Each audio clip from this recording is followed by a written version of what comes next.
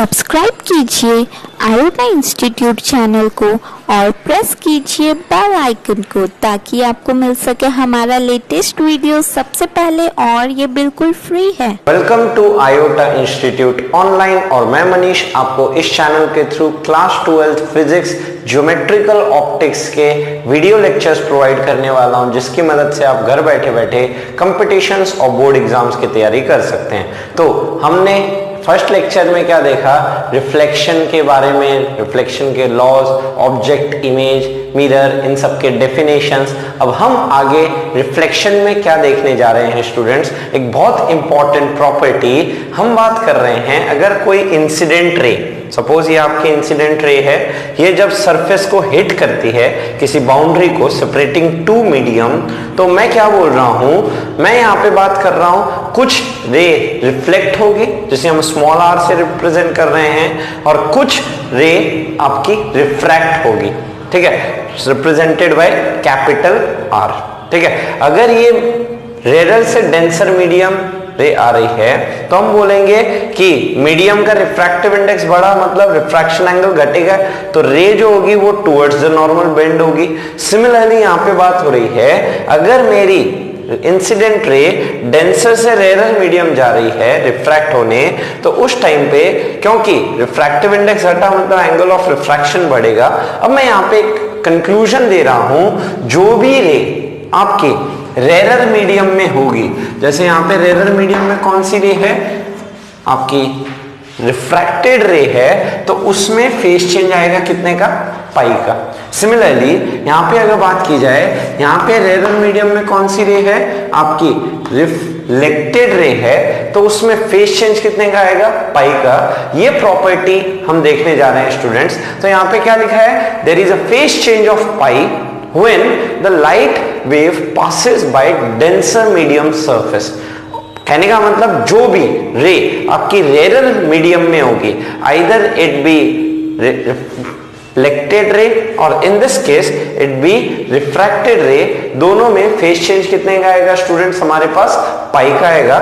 तो हम बोल सकते हैं denser medium surface but no phase change occurs if it is reflected by rarer medium surface। reflected अगर रेयर मीडियम सरफेस से रिफ्लेक्ट हुआ तो उस केस में रिफ्लेक्टेड वेव में फेस चेंज नहीं आएगा, किस में आएगा, रिफ्रैक्टेड वेव में आएगा। यहाँ पे डेंसर मीडियम से जब रिफ्लेक्ट हुआ तो रिफ्लेक्टेड वेव में आपका पाई का फेस चेंज आएगा, रिफ्रैक्टेड वेव का नहीं आएगा। तो हम जानते हैं ये जो इंसिडेंट रे है वो एक टाइप की एनर्जी है, energy in the form of wave. तो ट्रैवलिंग वेव की इक्वेशन हम क्या जानते हैं, 11th क्लास का वेव चैप्टर में हमने देखा है। 11th क्लास के वेव चैप्टर में एक ट्रैवलिंग वेव की इक्वेशन होती है, इंसिडेंट अगर ये वेव की इक्वेशन बोली जाए तो क्या बोल सकते हैं, ai sin omega t minus kx करके, ठीक है। और यहाँ पे भी अगर ये मैं बात कर रहा हूं इसकी equation ai sin omega t minus kx करके बोल रहा हूं सपोज। अब मैं बोल रहा हूं कि पहले वेव इस डायरेक्शन में आ रही थी, अब रिफ्लेक्टेड वेव ने अपना डायरेक्शन क्या कर लिया, चेंज कर लिया। तो हम जानते हैं अगर वेव प्लस एक्स डायरेक्शन में आती है तो इक्वेशन अगर माइनस के एक्स बोल रहे हैं, अब रे जो होगी रिफ्लेक्टेड रे वो माइनस एक्स डायरेक्शन में जाएगा, तो माइनस के एक्स से क्या आ जाएगा, प्लस के एक्स आ जाएगा। और हमने बात किया है रिफ्लेक्टेड रे में फेस चेंज कितने का आएगा, आपका पाई का फेस चेंज आएगा, ठीक है। ये है रिफ्लेक्टेड रे की इक्वेशन जिसका एम्पलीट्यूड चेंज होगा, ठीक है। एंड सिमिलरली रिफ्रैक्टेड वेव का आपको इक्वेशन लिखना है, तो ये वेव एक्स डायरेक्शन में जा रही थी, तो अभी ये प्लस एक्स डायरेक्शन जाएगी, तो रिफ्रैक्टेड वेव का इक्वेशन हो जाएगा ट्रैवलिंग वेव के फॉर्म में ar sin omega dash t minus k dash x। हम ये जानते हैं मीडियम चेंज होगा तो आपका फ्रीक्वेंसी सेम रहेगा, ठीक है, f सेम रहेगा दोनों मीडियम में, पर आपका ओमेगा और k क्या होगा, चेंज होगा। यहाँ ओमेगा डैश और हमने यहाँ क्या बोल दिया, k डैश बोल दिया। फ्रीक्वेंसी ऑल्दो सेम रहेगा, तो फ्रीक्वेंसी सेम रहेगा तो ओमेगा भी सेम रहना है, तो k डैश वेवलेंथ चेंज हो जाएगा v is equal to f lambda से, क्योंकि स्पीड चेंज हुई तो आपका फ्रीक्वेंसी सेम है तो लैम्डा चेंज होगा तो के चेंज होगा।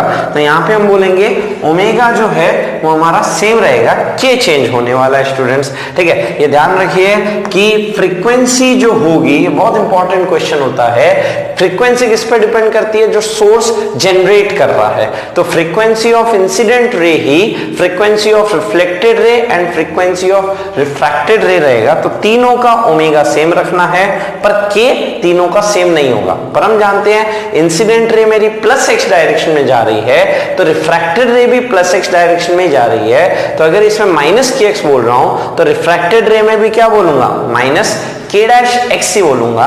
और ये हम हाईलाइट कर रहे हैं कि रिफ्लेक्टेड वेव में आपका पाई का फेज चेंज आने वाला है। तो ये तो हो गया आपका फर्स्ट वाला केस, है ना, जब रे कहां से जा रही है, आपकी डेंसर मीडियम से रिफ्लेक्ट हो रही है। नेक्स्ट सिचुएशन आते हैं आपका, लेट्स से जब रे मेरी रेयर मीडियम से रिफ्लेक्ट हो रही है। तो इंसिडेंट वेव, अब सपोज अभी मैंने बोला था कि यहां पे फ्रीक्वेंसी ओमेगा और लेट्स से के है, तो मीडियम चेंज हुआ तो फ्रीक्वेंसी और ओमेगा सेम रहेगा, और क्योंकि स्पीड चेंज हुआ तो के चेंज हो जाएगा।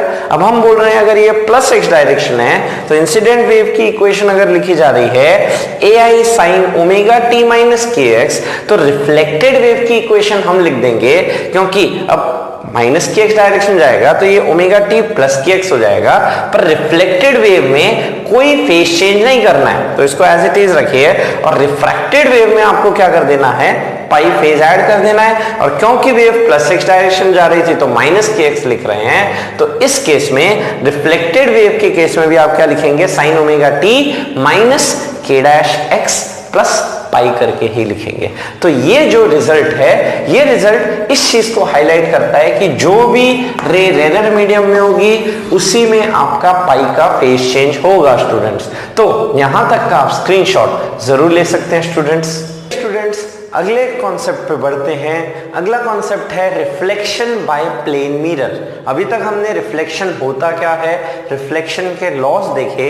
अब हम प्लेन मिरर से रिफ्लेक्शन कैसे होता है for two cases, point object जब रखा गया हो और जब मेरा कैसा ऑब्जेक्ट रखा गया हो, एक्सटेंडेड ऑब्जेक्ट रखा गया हो, तो इमेज फॉर्मेशन कैसे होगी वो हम देखने जा रहे हैं। तो हम क्या बोलते हैं कि एक प्लेन मिरर, स्फेरिकल मिरर नहीं, स्फेरिकल मिरर का रिफ्लेक्शन अगले केस में देखेंगे।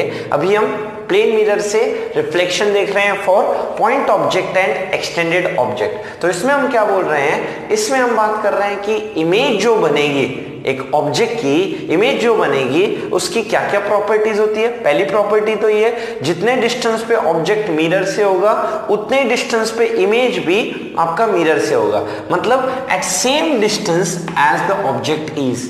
ऑब्जेक्ट डिस्टेंस और इमेज डिस्टेंस, ये दोनों डिस्टेंसेस क्या होते हैं, हमारे इक्वल होते हैं। ये x, तो ये डिस्टेंस भी क्या हो जाएगा आपका x।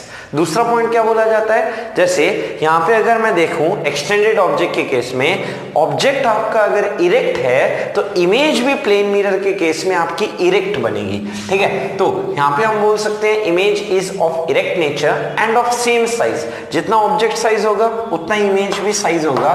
तो ये तीन प्रॉपर्टी है जो प्लेन मिरर से रिफ्लेक्शन के केस में होती है। देखते हैं कैसे।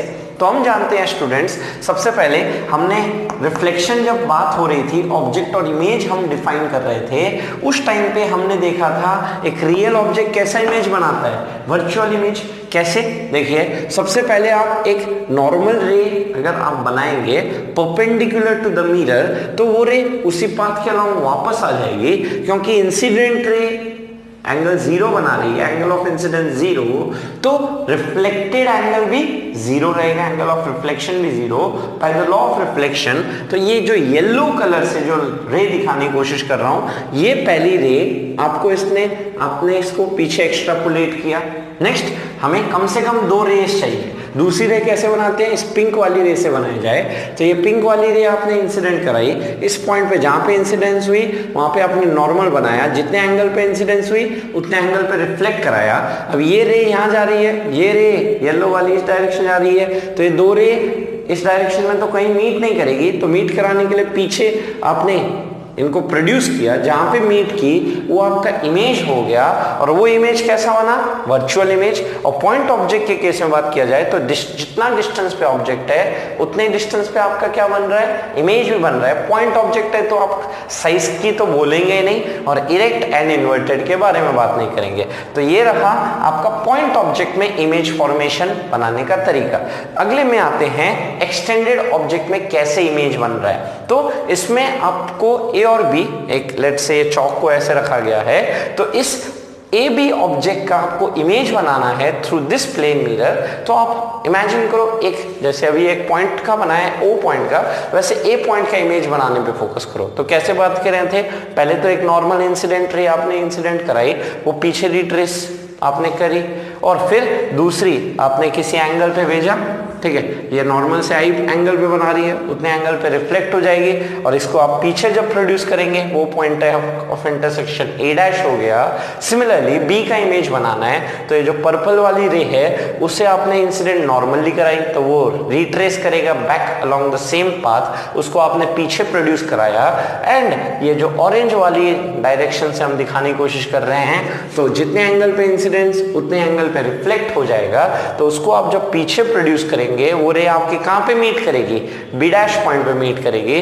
और इस ए डैश और बी डैश को जब मैं ज्वाइन करता हूं तो मैं देखता हूं कि जितना ऑब्जेक्ट का साइज है उतना ही इमेज का साइज है। That is image in case of extended object by plane mirror is of same size, erect in nature and at same distance as the object is. Object distance और image distance हमारा same रहेगा।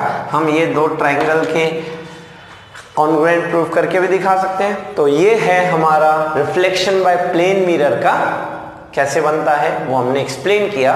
तो students आगे बढ़ने से पहले आप यहाँ तक का स्क्रीनशॉट जरूर ले सकते हैं।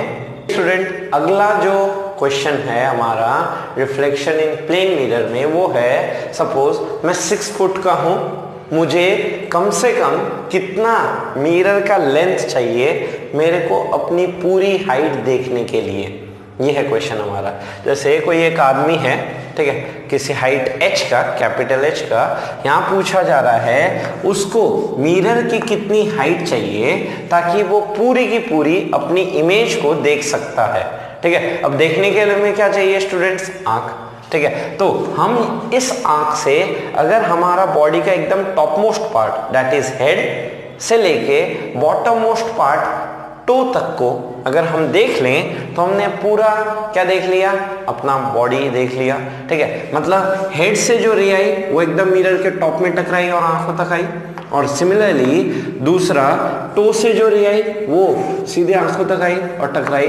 तो यहाँ पे हम बात कर रहे हैं यहाँ से यहाँ तक की जो मिरर की लेंथ होगी वही मिनिमम लेंथ बात हो रही है। और ये बहुत इंटरेस्टिंग रिजल्ट है कि अगर आदमी 6 फुट का है तो उसको जो मिरर की हाइट चाहिए वो जस्ट उसके हाफ चाहिए। ठीक है, 6 फुट के मिरर को कम से कम मिनिमम लेंथ की मैं बात कर रहा हूं, इस चीज को ध्यान रखेंगे। मिनिमम लेंथ, ठीक है, is just half the height of man. ठीक है, क्या लिखा है हमने? To see full image in a plane mirror it's minimum length is just half the height of man. चलिए देखते हैं कैसे। तो हम इसको यहाँ पे लेके आते हैं। ये आदमी की आंख हो गई। ठीक है, इससे आदमी देखने वाला है किन दो पॉइंट्स को? एक तो हेड को देखने वाला है और एक एकदम टो पॉइंट को देखने वाला है। ठीक है, अब देखते हैं यहाँ से हेड से जो रे निकली होगी वो एकदम मिरर के टॉप मोस्ट एंड पॉइंट पे टकराई होगी और जिस एंगल पे इंसिडेंट हुई उसी एंगल पे रिफ्लेक्ट होके आंखों तक पहुंची। सिमिलरली जो टो से रे निकली वो टो से रे जिस एंगल पे इंसिडेंट हुई उसी एंगल पे रिफ्लेक्ट होके मेरी किस पे आ गई? आई पे आ गई। अब हम बोल सकते हैं जितने एंगल पे इंसिडेंट उतने एंगल पे आपकी क्या हो गई? ये रिफ्लेक्ट हो गई। अब हम यहां से दिखा सकते हैं स्टूडेंट्स, ये दो ट्राइंगल आपके कॉन्ग्रुएंट कैसे दिखाइएगा? ये 90 डिग्री, ये 90 डिग्री, ये कॉमन साइड एंड ये एंगल दोनों इक्वल बाय रिफ्लेक्शन लॉ। तो एस ए एस से कॉन्ग्रुएंट, कॉन्ग्रुएंट मतलब जितना साइड लेंथ ये उतना ही साइड लेंथ ये, तो हम इसे y बोल रहे हैं तो ये भी y रहा। सिमिलरली मैं यहाँ पे बात कर रहा हूं ये 90 डिग्री तो ये भी 90 डिग्री एंड ये दोनों एंगल इक्वल और ये साइड कॉमन, तो फिर से ASA से आपका ये ट्राइंगल कॉन्ग्रुएंट हो गया, तो ये दो ट्राइंगल कॉन्ग्रुएंट, तो फिर से CPCT से ये दोनों लेंथ क्या हो जाएंगे, इक्वल। अब हम यहाँ पे देख रहे हैं ये x तो ये भी x, सिमिलरली ये मेरा y तो ये लेंथ भी y, तो ये टोटल मिरर लेंथ हो गई x plus y, and similarly total आदमी की हाइट हो गई x plus x, that is 2x plus 2y। तो यहाँ से हम क्या देख रहे हैं स्टूडेंट्स, टोटल मिरर की हाइट कितनी होगी, x plus y, which is half the height of man, h/2। तो ये रहा आपका मिरर। कम से कम, मैं फिर बोल रहा हूं, 6 फुट के आदमी को कम से कम कितने फुट की मिरर चाहिए, 3 फुट की मिरर चाहिए, ताकि वो अपना पूरे बॉडी देख ले। ठीक है, अगर 3 फुट से कम होता है तो उसके लेट से घुटनों तक दिखाई देगा, है ना, या फिर आगे एड़ी तक दिखाई देगा, पर ये है कि कम से कम 3 फुट चाहिए। तो यहां तक का आप स्क्रीनशॉट जरूर ले सकते हैं स्टूडेंट्स। सब्सक्राइब कीजिए आयोटा इंस्टीट्यूट चैनल को और प्रेस कीजिए बेल आइकन को, ताकि आपको मिल सके हमारा लेटेस्ट वीडियो सबसे पहले, और ये बिल्कुल फ्री है।